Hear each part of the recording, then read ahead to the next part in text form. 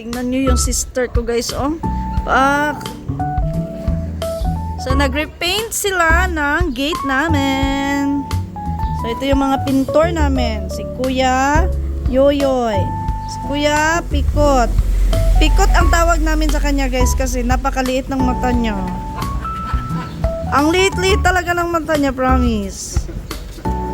Pero mahal namin yan.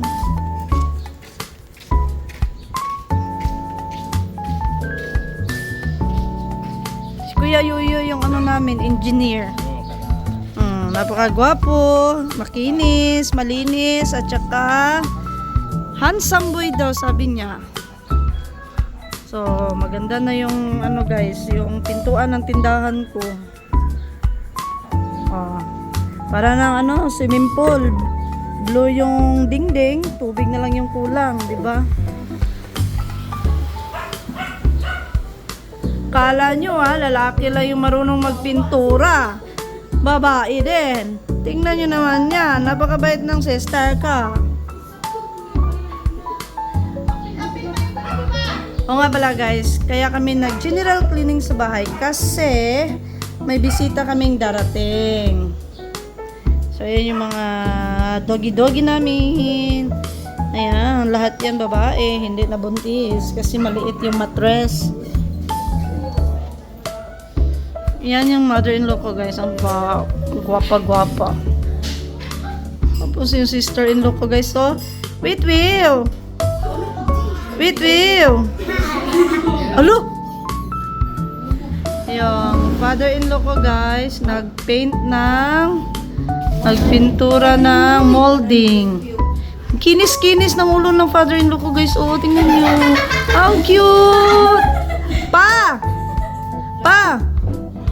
Daddy! Alalingi po dirino. Dad, wag kamay, Dad. Pak! Alaga ko nga ni Papaya! Pero ito yung pinakagwapo guys. Yay!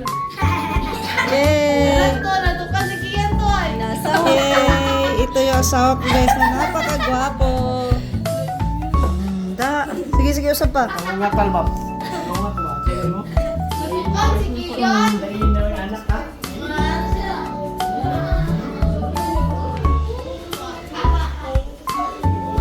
Ang mga senyorito at senyorita sa amin.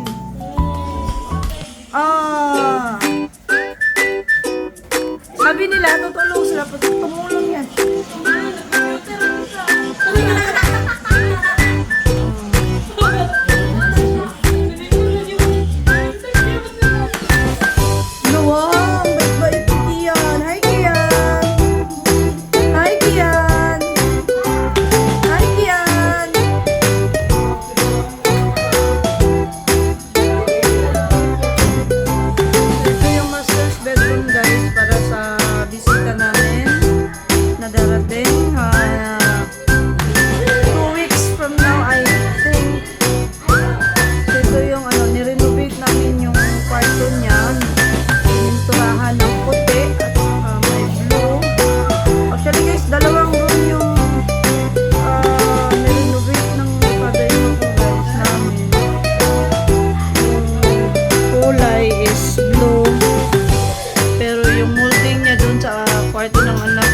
Naman ako dito guys, i-upload ko naman ako. Color gold. Gold na, ewan, hindi ko maintindihan kasi parang hindi dumikit talaga yung pagka-gold niya. So, naging match naman din. So, ayan, hindi pa siya tapos guys. May mga picture frame pa na ididikit namin dito sa dingding para makita naman niya yung mga memories.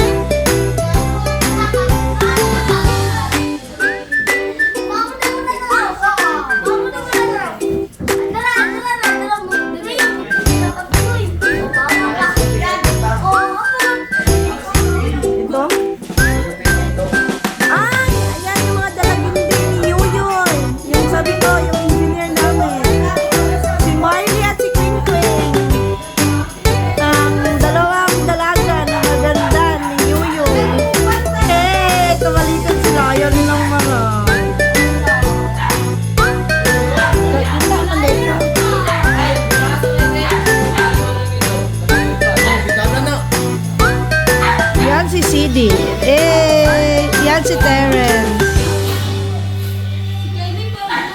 si Mama. Yan si Kyle. Uy!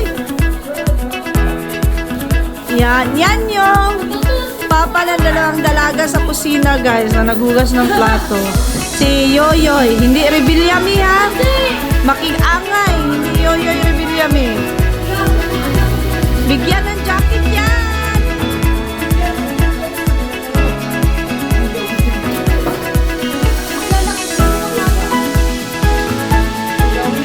Mateng!